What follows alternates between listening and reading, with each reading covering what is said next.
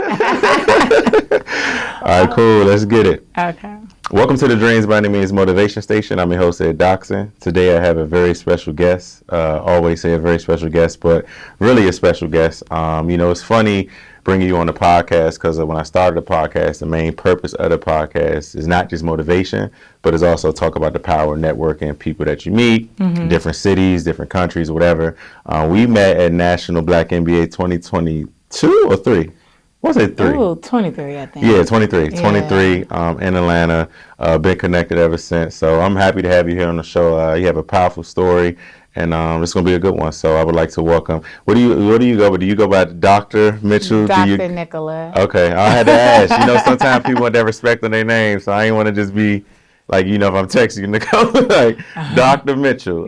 Welcome to Dreams by Any Means. Thank you for having me. Yeah. I'm honored to be here. Yeah, glad to have you here. So I always jump right into it with a lot of my guests, just talking about, where you're from, where you grew up at, those type of things. I like to start at the foundation, and then we can get it all to the success and the accolades and everything later. So just start, tell people, where you're from. Okay, so I was born in Jamaica. I moved to America when I was young. I moved to Las Vegas, and that was a different, atmosphere. And going from the Caribbean to Jamaica, it was like, to Las Vegas. Yeah. They really didn't have a lot of Caribbean culture back then. It was like, oh, you're Mexican, you're this, you're that. Like, they didn't understand.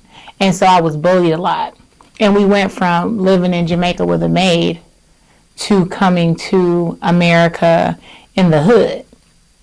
And that was a huge culture shock. You was in North Vegas, I'm assuming? West Vegas. Oh, West Vegas, okay. And I had a deep accent back then, and they just bullied me. So I had to learn how to defend myself, and I was always quiet, but I had to hide my smartness too, because they bullied that. And but I had a great childhood, friends wise and things like that. I didn't realize that we were struggling until I got a little older. I was raped the first time at church when I was 14 by my choir director. And I used to walk my nieces and nephews to church every day. And because I'm the youngest of my mother's children, the one above me is 10 years older than me. So my nieces and nephews are my age. And I used to keep them after school. Everybody dropped them off at my mom's house to go to school. So I'm really the nanny, right? And so we were at church, and I loved being in the choir. And I came in on him touching somebody else. And I stopped that as the protector. Right. And so he started touching me. And I don't know. I really believe that changed me, because I really thought that it was my fault. My 14-year-old head, it was my fault. And I ended up having sex for the first time after that, because I didn't know how to make that feeling go away.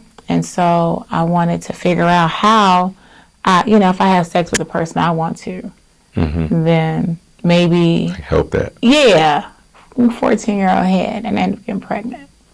And so it wasn't until she came out that it was so close that when she came out and she looked like their dad, I was like, okay, a sigh of relief. But I never admitted that out loud until maybe 5 or 6 years ago at Girls Who Brunch. And so then I was raped again a couple times after by some other men that were supposed to be protecting me. I think they seen me now having a baby, like I was fast, or I don't know. These are friends of the family or in the community? Family. Oh, okay. Yeah, so it wasn't biological family, right? But people around. Yeah, and so. Yeah, it was just, so I really thought something was wrong with me. So by the time the third one happened, I was like, nah, bro, I'm about to change the trajectory of this. Because number one, I got this little girl. Yeah. And I was like, I don't want what happened to me happen to her. So I started working and started grinding, and created like these stories to her of what our family was. And I think that's how the writing became there. Right. I used to write when I was younger, but it really amplified once I had her. So I wrote my first book at, how was I? It was 19 years ago. And I was in a crazy relationship, and I wrote about it. Yeah. And during that time frame, like, I'm Dr. Nicola now, but y'all, it was crazy. I started and stopped school so many times. Yeah. Start and stop. I had my second daughter at 19, third daughter at 21. I was married, 20, 21. So it was like, I started going to school professionally for the check to help the household. Mm-hmm. And so I didn't think I was ever going to get here. And me and their dad broke up. My youngest daughter died. And I ended up writing the first book of this relationship, and it became a bestseller in 10 months. So by God, for sure. I started looking at like Omar Tyree, Zane, and I started using the techniques, listen to podcasts, things, interviews. Back then it wasn't podcasts, it was interviews. Right. Just trying to learn how to do what they were doing. Yeah. And I created a name for myself, and I started making six figures and able to quit my job after book 3. So that's where the success came from. But I never admitted or acknowledged the abuse that I went through until like later in life. Yeah, and that's what I was going to ask, because what you describe is unfortunate. Like myself, I grew up in the church, grandparents were religious, and a lot of these sexual abuse cases we hear about is usually in the church, like, maybe camp, school, but it's in the church. And church is supposed to be such a sacred place. So, like, how did that change your view on the church? And were you able to, you didn't tell anyone at all back then? So, I never told any adults, but all my siblings and people, the people that were there to protect me, all were going through their own trials and tribulations. So again, in my young head, I felt like if I say it, was it even going to change the situation, because they're not leaving for themselves, or they're, so like, I'm watching stuff happen to my siblings. So I'm like, okay, we just gonna have to figure it out. But I told my cousins, my nieces, even when the situation happened at home, my nephew pulled the aggressor off of me. And so I never hid it, but I never told anybody that could protect me. But I didn't think they would protect me. I just didn't think I was good enough for her. That I deserve a superhero, I guess, because I felt like the people that were doing these things to me should have been a superhero before me. So that was different. And that made me think about a quote I saw. You said, worth is the blueprint of life. So how did you get into a space where, like you said, you didn't think, you were worthy of being protected? How was you able to grow into that space of knowing, like, I am worthy? Having these girls, Destiny saved my life. Yeah. That's your firstborn? Yes. Okay. She saved my life because I would look into her eyes and I'm like, I don't ever want you to feel a third of what I've been through. And so I started working hard. Like, she did an interview the other day on this TV station in Houston for the organization. And she was like, I didn't even know my mama was like a teen mom, or because she grew up in the best neighborhoods. We were in Summerlin. She was in everything. She didn't know. Nice. She didn't know that, what I was doing to get there. Yeah. And so that she changed me, but I was teaching them their worth. But I still kind of didn't know mine, because I was still getting these crazy relationships. Just stuff that was happening. It wasn't until therapy that made me understand my worth. And I went to therapy for my other daughter because she has a medical disability with her eye. And so we were going to therapy for her, but they have to understand you to understand her. She was a kid. She was in high school. And so I'm talking, and the lady was like, "Do you like your mama? Do you like?" She was just like, "Do you like?" I'm like, "Yeah." You know, at the time, you're like, "This isn't normal." Yeah. Because not only was I seeing it, but I was seeing it with my friends, and it's like you don't even talk about this stuff sometimes. Yeah, like this is normal. Yeah. What are you talking about? And she's doing the best that she can. You know, that's what we say, right? Mm-hmm. And so it wasn't until she put everything out in front of me that I had to really figure out, like, Nick, you are worthy. Nick, you do deserve this. So I remember texting my aggressor, not the guy in church, but the second one, and I was like, I was in church, and I was like, I forgive you. And he doesn't even understand. He acknowledged what he did, and he gave me his version of how he got there and apologized. But I think that actually really helped me filter that you are worthy of this, because I've heard so many of my friends and people say they said it to whomever and they denied it in their face, right? Or made them seem like they were lying. So for the fact that he never did that to me, I was like, okay, cool. Was he abused before?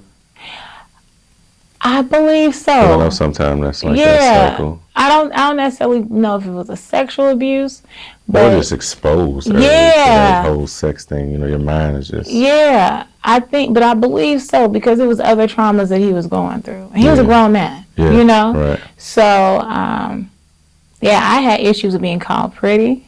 I just in my later years, I am accepting of it. Mm-hmm. I would snap if somebody called me pretty before, because they would say it was me that was making them do it. But after learning that my pheromones are exuding like this light, that's what make people attracted to me. Mm-hmm. Even like I can go into Burlington right now and baby crying, and I can pick up the baby and baby stop. It's so crazy, right? But that's that light that God gave me. I had to learn how to control that light. Yeah. And I was ashamed of that light because they made me feel ashamed of it. Mm-hmm. So once I started learning my worth, started learning who I am and whose I am, things were different. Mm-hmm. Okay. And I also want to ask too, like, you know, it's fun. I was thinking about this on the way here. Living in South Florida, you know, I've made Jamaican friends, Haitian friends, all this. And, you know, I remember always growing up, you would hear the term, like, working like a Jamaican, right? Mm-hmm. And, you know, man, you got so much stuff going. Like, even when I went to your link tree, I'm like, bro, like, I can't keep up.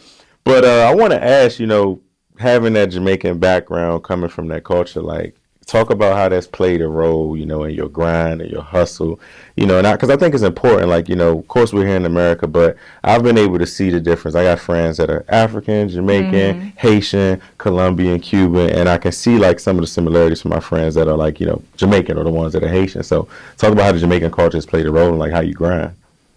Yeah, I think being Caribbean is a major factor, because I've never seen neither one of my parents not work.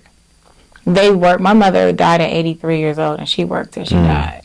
And so that's all. I definitely know I got my work ethic from both of my parents. And I feel like with my organization, I worked so hard for it because I felt like my mother was a girl who brunch once I started understanding her story. And so when I was younger, I didn't like her. I just thought, you know, she allowed things to happen. It was just all these crazy things, but she worked every day. She don't do nothing. That lady gonna go work. Yeah. And so I've had trials and tribulations happen, and I'm still working through it. Yeah. Even in the hospital, I'll be in the bed like crazy, right? But I believe that grounded me, knowing that is the first and foremost thing you have to do. And number two, I think the sense of family came from that culture as well, because you that protection, we're all we got, you know. And I say it so much, not just to my family, but now to the people that are my new family, like, we all we got. Yeah. And I give that and they give it back to me. So I know that is the biggest thing. But being Caribbean as a girl child, you know how to cook, clean, take care of the house first, right? And so I think that's a good attribute, but I think it should be a healthy balance of both, of what life is besides just that. Serving. Yeah. Yeah. Okay. No, that's it's interesting you say that, because that's what a lot of I would say, especially my friends that are from Latin descent, they'll say, like, you know, females are like, you know, I'm raised to take care of the home, Yeah. you know, feed, and it wasn't have to be like just dating. Like I would feed my brothers, I would walk them to school, I would make sure this, you know, the early young age. So that's interesting to say. Okay, but with all of that, you know, it's something that I live by, something that I discovered my freshman year at Delaware State University. And S. Renee Smith, she's a DSU alum, and she wrote a book called There's More Inside. And there's a quote where she said, when you find your pain, you find your purpose. And that's something, like, you know, I've stuck with some of my challenges in life. And I think that quote definitely relates to your life. And, you know, even when people say, you know, my life is a movie, in your case, it literally is a movie. So, you know, coming from all of the trauma, healing the trauma, to now today have your own nonprofit, Girls Who Brunch, having a movie, you know, starring Tatiana Ali, doing all the community things that you tell me you have coming up next week. Let's dive into that. Like, Girls Who Brunch, let's tell us about Girls Who Brunch, the 21 city tour, the Target, just everything. I did a lot of research on this. Really, really great. Thank you. 28 cities. 28. I'm about to say, see, I knew it was probably more since then. I looked at the video and said 21. 28. 28. And so, Girls Who Brunch was birthed from pain. My manager used to say, he hated when I was in a happy relationship. Like, nah, bro, like, write a book, like, you know, because you writing from pain. They say that about music artists. Yeah, it's the same thing, right? Those are my best sellers. Yeah. And so Girls Who Brunch was birthed from pain. My mother had died, and I had a son. So I had the first 3 girls young. And then I was engaged, and I had a son, and he died. I was 6 months pregnant, and I lost him. And my mom died 2.5 weeks later. And we were just starting to get this relationship together. That's crazy. And it was like, okay. And then I had a goddaughter who was kidnapped and murdered. It made national news. Here in Atlanta? It was in Las Vegas. Oh, Vegas, okay. And she was 10 years old. And she would have been the same age as my daughter that died. So Deani would have been 10. Jade died at 10. And my son, and this is all the same year. Wow. So, yeah, it was like, bro, I was in a jacked up place. And I'm like, Jay had died previously, but we had just came back from they flew me to Vegas for court. And the lady who did it, she was testifying, and she changed the story. So it was just, all this was happening at the same time. So boom, I had a book signing, booked a year ahead. So God knows what was supposed to be for you. And I I didn't want to go, but I went to this book signing, and my sister made me go, and I was a featured author, and it was a book club. And they brought in all these local people from Charleston, South Carolina. So this group came in with these girls, and amazing kids. And I'm the youngest person. So, of course, again, the kids came to me, and I took them to Starbucks. Now, kids know what Starbucks are. Is not these girls. I was like, oh, y'all don't know what Starbucks is? It's inside the book? Okay. So, next, like 2 stores down was a Little Caesars. Okay, I ordered Little Caesars. They didn't know pizza came in a box. Oh, this is crazy. Yeah. So, and this was like 2015. Wow, yeah. So I'm like, that's something you hear in Jamaica. You know, Cuba, Belize, you don't hear that here. So I said, okay, I'm going to come back and do something. And that actually saved me, because it got me out of my sadness and a deep dive into what I was going to do. So I went back down there like 2 weeks later. And when I say everybody was at this event, from the lady, a commissioner, school district trustee, principal, they all gave me everything, and a lawyer. was like, I'll sponsor it. You can have it at this place. You can bring my kids from this school. And I'm pitching. I'm like, they're like, so you did this before? Like, what is it gonna be? I'm like freestyling. An event, a conference. I didn't know. And I used the blueprint of my events, my book signings, and just added workshops. So I always had performers, panel stuff, and then I said, okay, we're gonna add on the workshops off the dome. Yeah. And that's how it was birthed. Yeah, that's amazing. And So it never was like a plan. No. It was just like hustle backwards for the first couple years. Yeah. Because we had 250 girls show up the first event. Because I used, I'm a writer. At that time I had like 10 books. I was like listed in Black Enterprise and one of the top 5 Black bloggers in the United States. So it was like I knew how to make money off of media. So I made a story of the event. So by the time we did the first one, we had 9 other ones booked asking me to come. Okay. That's amazing. That's crazy. Yeah, it's crazy. But it all started with the power of the pen, just with writing, and going from there, and everything took off. Yeah, that's amazing. So, let's get to the movie, though. Did you plan that? No. No, not even the movie either? Nothing was planned. God, they said God ordered the steps. He will order the steps. Okay, so, how did that come about, getting somebody as great as Tatiana Ali in Lifetime, correct? Yeah, so... when did that idea, hit your desk? They're like, hey, we about to take your story and we're putting this on the big screen. It came out 2023. So 2021, 2022, into 2021, going into 2022, I am a L'Oreal Paris Woman of Worth. Okay. And so I'm one of part of that cohort and alumni for that. And in 2018, so they did this major campaign, right? And L'Oreal Paris, the makeup brand, so they're like, so who you want to be interviewed by? The media team. So I'm like, Roland Martin, The Breakfast Club, They're like, oh, okay. So they're like, okay. I sent my little stuff in. They're like, you're going to be interviewed by Reader's Digest. And I was like, who? And in my head, I was like, Reader's Digest is for old people. Like, my grandmother had that in there, right? So I was like, I'm good. Yeah, but Reader's Digest is what changed the trajectory of my life, because that article, the woman who wrote the article, she said that the story that I was telling my mentor was so powerful that they did another article featuring us, and it included him.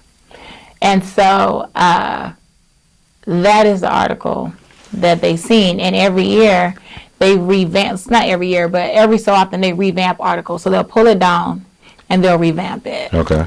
So when they revamped it, the producer from Lifetime, that's where they pull their movies from. Okay. And so they were on social media with no icon, DM, website, Facebook, Instagram, LinkedIn. I'm like, what? Yeah. And so they're like, we want to make a movie about your life. I'm like, I got all these books you can make a movie about. Take it and go.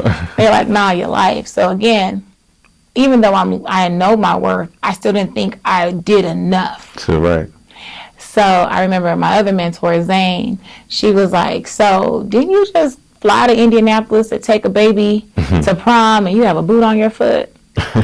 She was like, isn't that some powerful stuff? She's like, you're worth it. And so I pitched to be an executive producer, because as a writer, I'm like, I didn't understand necessarily what that meant. And they gave it to me.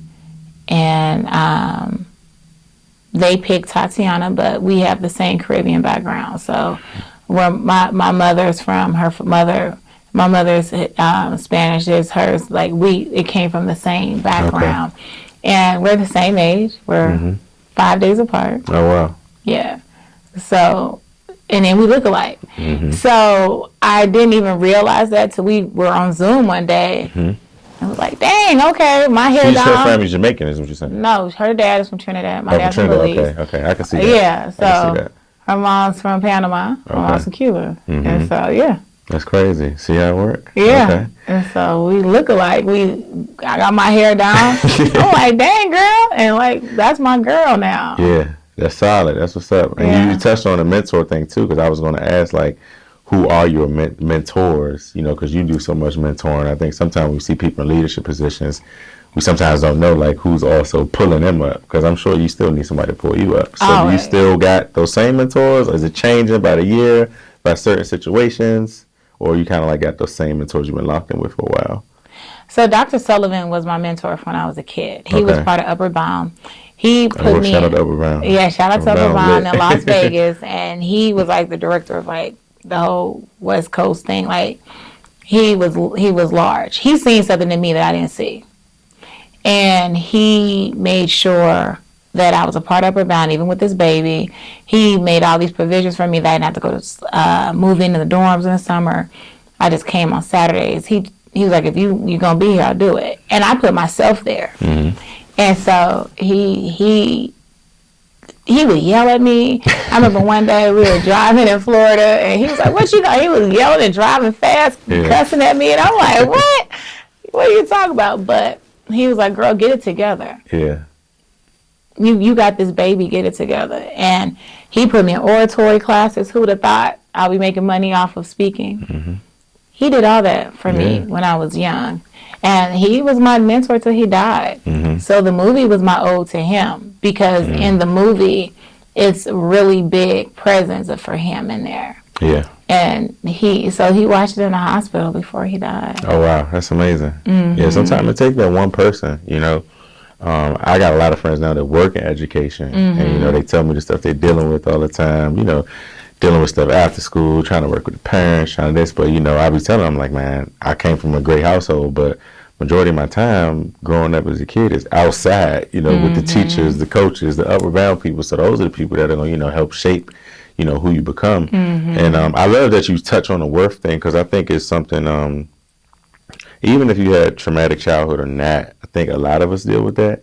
Even like, you know, my friends, sometimes we're talking about when it comes to applying for jobs. We think we're not worthy of the job, or we apply for the job to already think we're not going to get this job. They're not going to call me back. I can't do this. To your point, like you said, my life is not worthy of a movie. So, you know, do you still battle with that worth sometime today, or you feel like you kind of mastered, like, I'm her, I ain't got nothing else to worry about no more? No. I still have anxiety. I still some days wake up and like heart is beating fast. Like, you can do this. Because my events have like the minimum 200 girls to 500, 1,000 is my biggest one at one time. Okay. So you could put this on, you know, that voice in your head is like, you can't do this. They're not going to show up, you know. And I still have to talk myself off the cliff a lot. And it's like new levels, new devils, right? Yeah. And I think being African American, being Caribbean, being just first generation for a lot of things, nobody told me that how to do this. So again, a lot of the things I've been doing, I've been hustling backwards. So while you're trying to throw that ball against the wall and see if it's gonna stick, like I've been just telling myself you can't do it. And the new devils that keep happening every new level you get, it is still like scary, because I'm like, I've had somebody stalk me before. I've had just all kind of craziness, and because I'm so soft spoken. This is in Vegas too? Yeah, it was in Vegas, but there's some crazy people in Vegas. The person wasn't from Vegas. Oh, he wasn't from Vegas. Okay. But it part of it happened in Vegas. Yeah. But it was like the peak of my book career. And so all those things sometimes will make you have those nightmares. Yeah. And can you do this? Right. Are you worthy of this? And you just have to tell, you know, hype myself up. Like, you're beautiful. You're amazing. I'm love, I'm light, I'm the shit. That's what I tell myself. Yeah. And I'm like, come on, coach, let's get it together. But it's hard, especially when you've had so long of people telling you what you can't do. Right. I keep showing them I can. Yeah, but it's still like, yeah, we go home and just, that's crazy. So what's your relationship with God now? I've always had a good relationship with God. Right. Let me ask you this, because I was telling you like a couple of weeks ago just what I've been on the last 2 months, working out, reading, all that. And, you know, like I said, I grew up religious, but I've had, I think last year, like it probably was like for the first time ever where I was like, you know, we raised not to question God, but I was like, bruh, like, I don't know what you doing, but this ain't it. Like, you know what I mean? Like, I understand, like, you know, I was on TikTok, somebody was like, man, I don't want to go through what Joe went through. They're like, I don't want that life. So I'm trying to just say, like, I know you had those moments where it's like, you know, I never lost trust in God, but I would just feel like, yo, you kind of giving me the belt right now, bro. Like, for real, like, I ain't even do nothing. I don't think I did nothing. But then you start learning that this part of the fruit, long suffering. I got to take you through this, you know. And like you were saying, with all that happened in that 1 year, I couldn't imagine, you know. I couldn't imagine. So, you know, I mean, it sounds like your faith, though, has grown through all that trauma. It has. I mean, when I was young and that stuff happened, I didn't go to church. I stopped wanting to go to church. I didn't go to that church. Mm-hmm. And I was like, okay. I still went, though. I still made sure my kid, I'm telling you, Destiny saved me. Yeah. If I didn't have her, I probably would have been so far removed. But I was like, nope, I want her to be in church. I want her to do this. And I remember my baby she was like 4 or 5. She went up and got herself baptized. She's like, I want to be baptized. She would be the littlest one in the choir. Like, she always was a leader. And I put that in her. So me seeing her be so courageous and her faith in God, even now, she was just showing me yesterday all these pictures. She changed her room around, about 20 Bible verses, right? But it got the nails in it, whatever. But that's something that I did, right? I instilled in her. And so I say I'm spiritual. I'm not necessarily religious. Being from Jamaica, I went to every church, 7 days. Yeah. Caribbean church different. I thought I grew up at I went to like Haitian church. I was like, man, it's different. Like, I thought my grandmama went to church all the time. No, it's different. It's different. So I had to Methodist. I went through every church, bro. Catholic. So it's one of those things. It's like I talk to God and I thank Him. A lot of times too, I'm like, why me? Even now, I have a heart condition, right? And I'm like, God, like. But then after I get out my little feelings, I'm like, okay, maybe I'm going through this because I got this platform to amplify it to other people. Yeah. Now I got kids doing CPR in every event. Yeah. They learn how to do CPR like the little babies is doing it. You know, I feel like every time I have a test, I make it a testimony and give it to the masses. And so when people ask me how long, because we're at 50,000 girls. Yeah. I don't know. Whenever you tell me to move on. Need too, always. It is. Yeah. And we're everywhere. We're in St. Lucia, Nigeria. We're about to launch Jamaica. We're launching Ghana. Yeah. Y'all did Florida before? We've done Miami. Or Broward? Miami we did it at Pitbull School. Okay. Did y'all do Broward? You know it's a different Broward. Yeah, you know how they take it down there? No, but we did but it it still was for the whole South Florida. We do it everywhere. Yeah. So because I'm going to these different cities, I can't do South Georgia. No, baby, we hear everybody. So people be coming in from Alabama. Like, so here. That's okay. Got it. That's what's up. Okay. Yeah. What do you think so far? Where's a place that you haven't touched that you want to touch?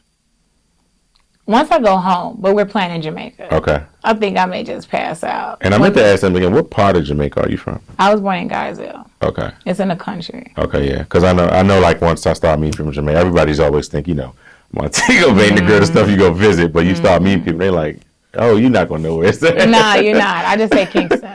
So it's close to Kingston? No, it's not. Oh, you just say to give it okay, cool. We said small country? It's in the country, yeah. Okay.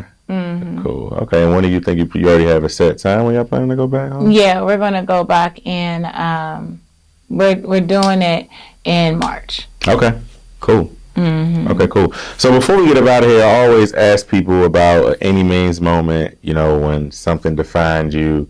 But I think you gave us like a bunch of any means moments. But I would say, you know, to the audience, just kind of tell people where to find you at, what you have coming up. Just leave some words of wisdom and encouragement. So my words of wisdom is, as long as you have breath in your body, you can change your circumstance. As long as you have breath in your body, you can change your circumstance. Because look at me, I changed my circumstance. I've hit my head a lot.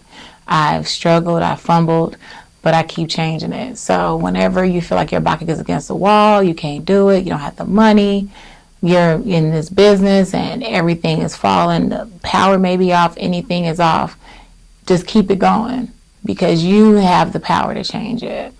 And you can find me at iamnicola.com. That is IamNicola.com. You can follow me on all social media platforms as Dr. Nicola M, DrNicolam. And follow my organization, Girls Who Brunch Tour. We're coming to a city near you. We have our weekend of giving, the She Dreams weekend next weekend here in Atlanta. Our goal is to raise $100,000. We have a celebrity basketball game. The cast of Love and Marriage Huntsville just secured the spot. We got power actors, BMF actors, the lady who make the Hoochie Daddy shorts, she playing, Rap Snacks playing, everybody playing, right? The Village. Yes, and we have our Tutus and Tennis Shoes Gala on Sunday, where we're honoring, doing a tribute to Angie Stone. She was a part of our organization. Angie Stone. And our day conference is the She Dreams Day Conference. That's Saturday. Everything is free for the girls, so please register your girls, and we'll come into a city near you. Cool, appreciate that. Well, thank you all for tuning in to Dreams by Any Means, where hustle plus faith equals success. And I'm going to catch you on the next episode.